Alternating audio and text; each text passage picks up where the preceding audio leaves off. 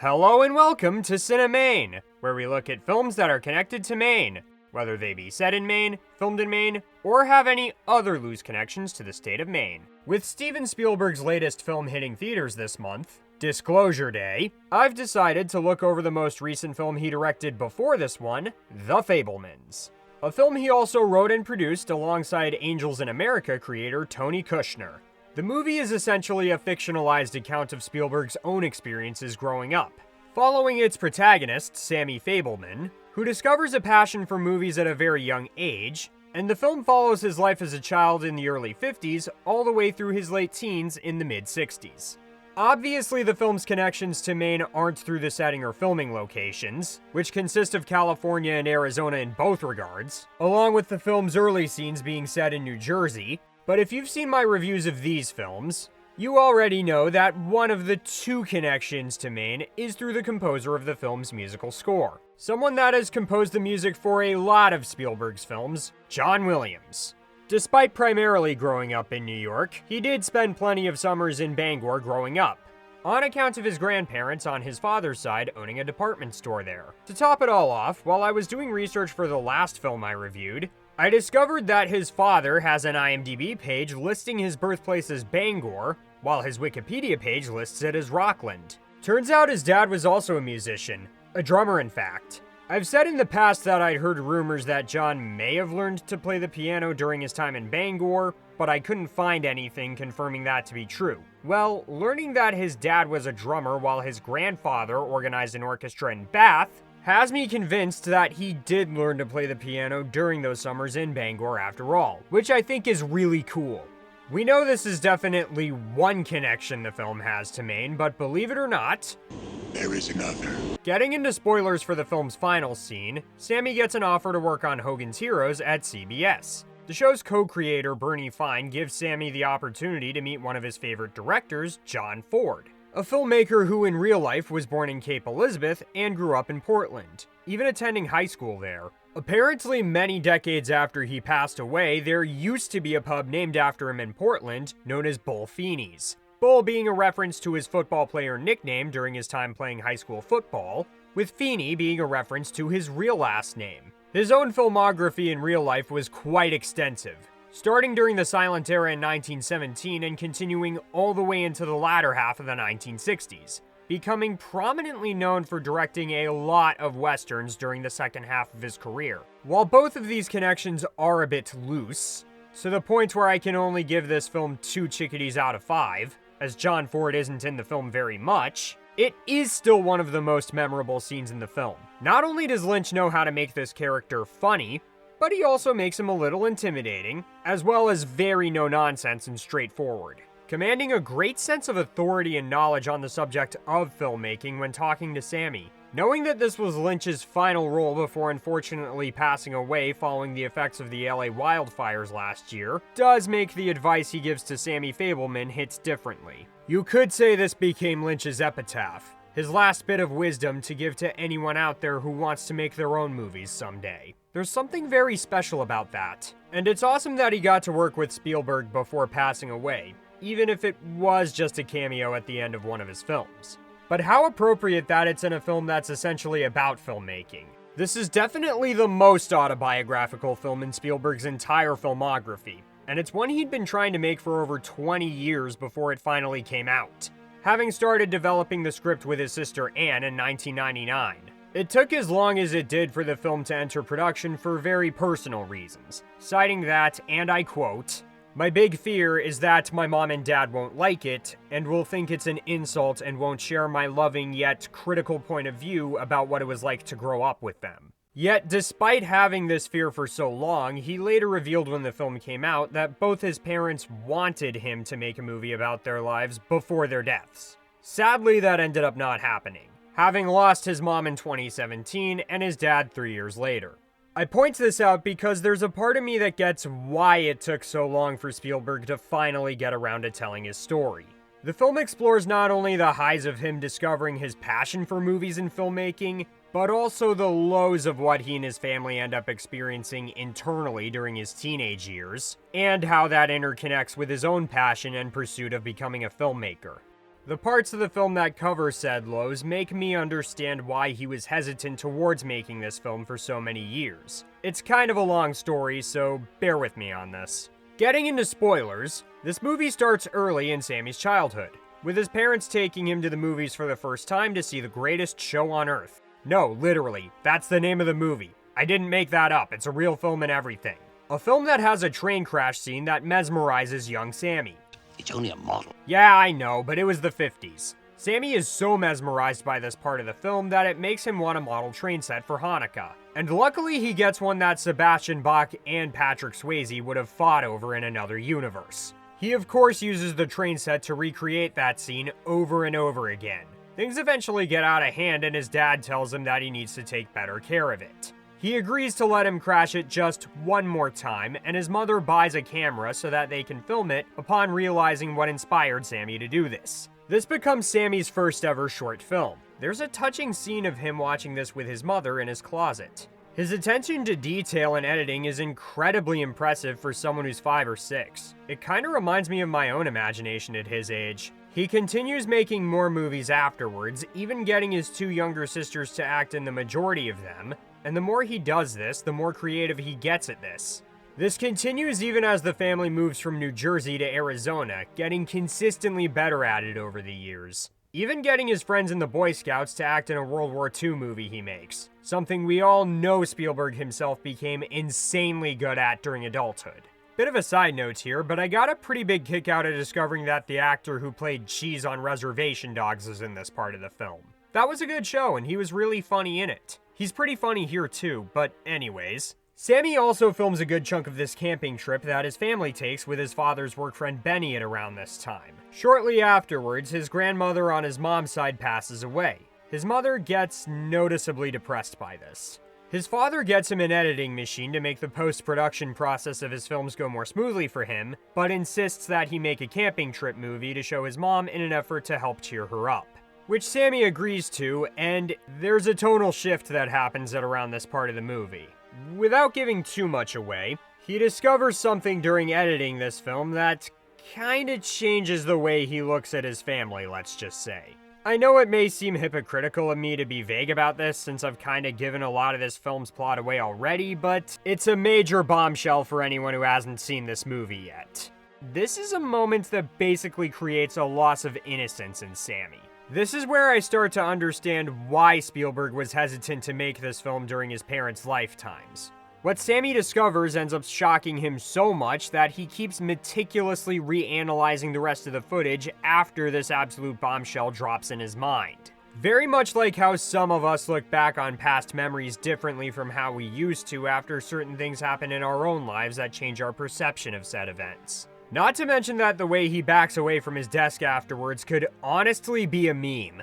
Before this point, the movie was more lighthearted.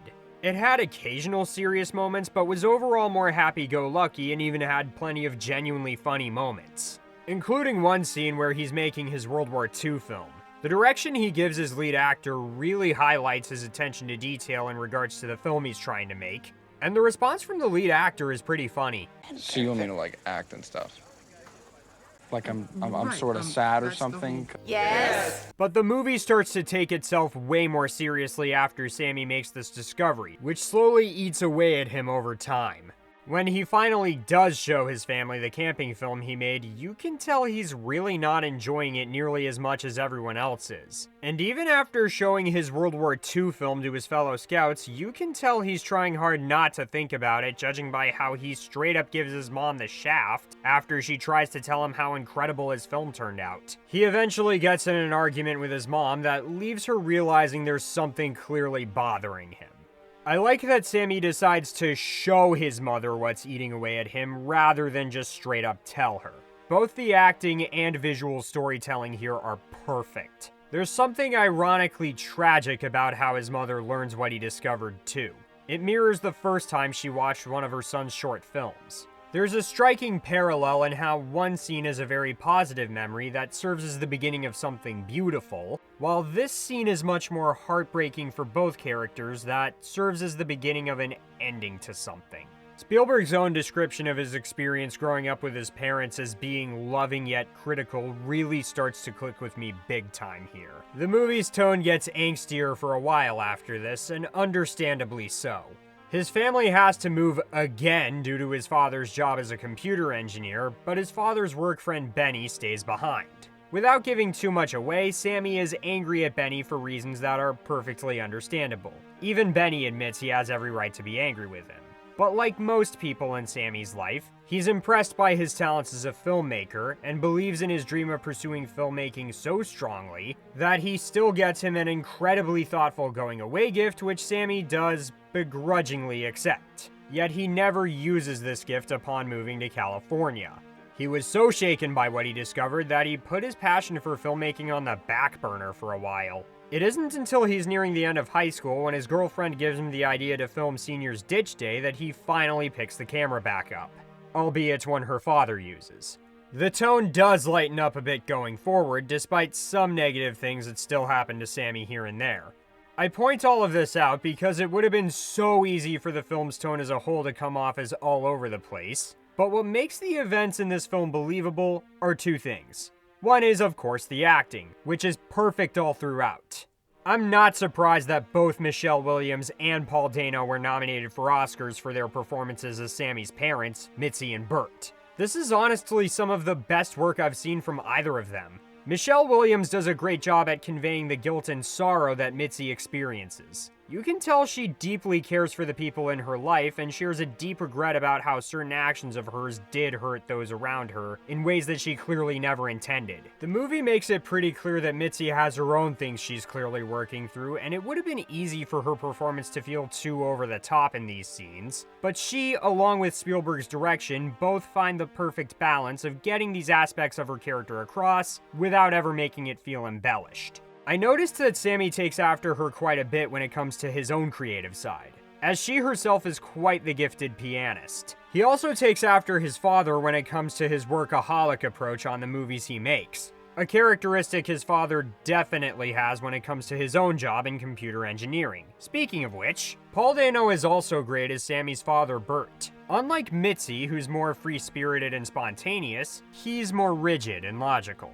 He doesn't necessarily understand his son's passion for cinema, and for a good chunk of Sammy's teenage years, he encourages him to take his studies more seriously. He often looks at Sammy's filmmaking hobby as child's play, even though Sammy clearly takes it more seriously as time goes on. It would have been easy for this character to just be a generic stern father who doesn't understand his son. But again, Dano's acting and Spielberg's direction make this character more three-dimensional than that. Both this and his role as the Riddler beautifully showcase Dano's range as an actor. I'll even admit I got a little choked up during his final scene in the movie, where Sammy comes home after his first year of college and breaks down, admitting he doesn't want to go back next year because it felt like hell.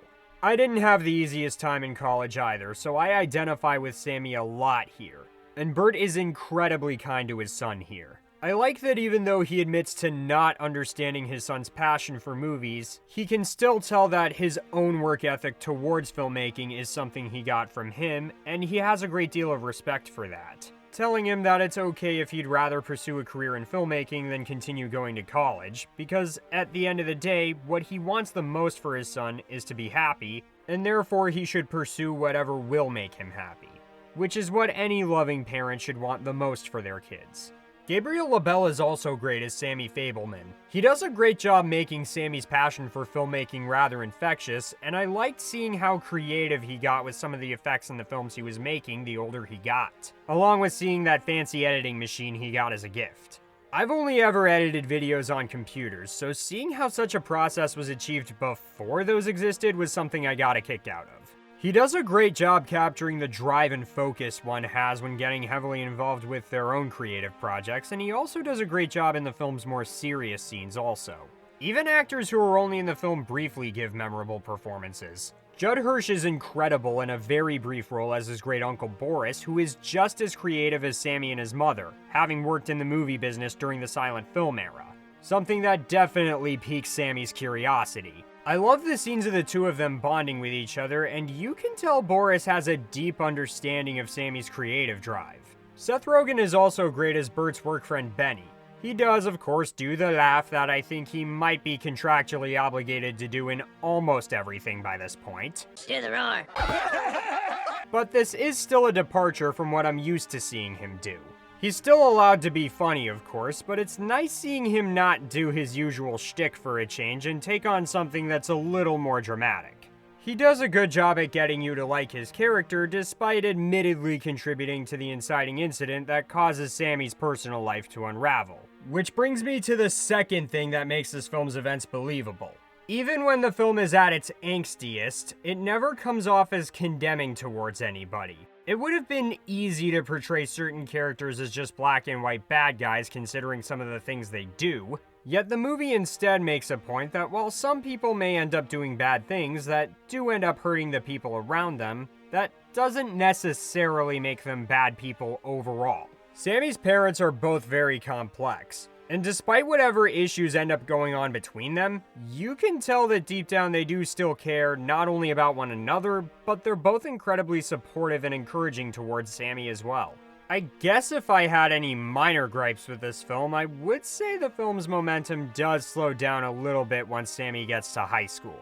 We are, of course, subjected to cliché Stephen King bullies that torment Sammy due to his Jewish heritage. I get why it's here, as I am confident that Spielberg did unfortunately endure this from his classmates back then, and honestly, if I hadn't seen so many similar cliches in other movies and shows that depict a high school setting back then, I probably would get more into this. But since it does feel so familiar, this part of the film becomes not awful, just kinda standard. I will give credit, though, that there is a point to all of this. The movie gets back on track once Sammy gets a girlfriend very briefly, who, despite her own faults, does motivate him to rediscover his love of filmmaking. And the scene of the Ditch Day film he shot being shown to his graduating class at prom is one of the best scenes in the film. It helps make the lead bully, Casper Van Dien from Logan. Wrong guy, there we go. Come off as more three-dimensional than the rest of the bullies. Viewing the film makes him realize he should have been treating Sammy better this whole time, and even stands up for him after one of his former friends tries to beat Sammy up in the hallway. They even share a joint together while hanging out afterwards. Logan, being as macho as he is, asks Sammy not to tell anyone that he opened up to him so much. Sammy's response is a fourth wall break that I know would make Deadpool proud. Unless I make a movie about it. Which I'm never, ever gonna do. Yep, that's a good one. Overall, I think this is easily one of the best films that Spielberg has made over the last 25 years. It's too bad that despite some big Oscar nominations that year, along with getting praise from a wide variety of different filmmakers, the movie did unfortunately underperform at the box office despite coming from one of the most successful, influential, and versatile filmmakers of all time. Then again, Universal was kinda stupid for releasing this the same day as the sequel to one of the biggest comic book films of all time. Though luckily it still made its money back. And honestly, there's no shame in having to play second banana to Ryan Coogler. He's become quite the talented director in his own right. It's too bad that none of his films connect to Maine in any way to my knowledge. I'd love to be able to talk about some of his films. And despite how much I love this film, I can admit it's not for everyone. This is definitely a film where I think even people who haven't seen it can probably already guess how it ends. I mean, it's an autobiographical film from a director where the protagonist wants to be a filmmaker when he grows up. Gee, I wonder how that turned out. And if you're looking for something that's more unpredictable, this is probably not that movie. The same can also be said for anyone who finds the biopic genre to be as done to death as Dracula was for a while. But if you're a fan of either Steven Spielberg's work, coming-of-age films, or are nostalgic for the 1960s, or even if you just have a passion for filmmaking in general, or had a passion for something growing up that maybe your family might not have always fully understood, then I honestly cannot recommend this film enough. This is not only a film lover's movie, but certainly a movie for any junkie whose drug is art. Thank you guys for watching this video. If you enjoyed it, be sure to like and subscribe for more vids, along with some shorts every now and then. And be sure to check out CineMaine's website, and be on the lookout for future CineMaine content.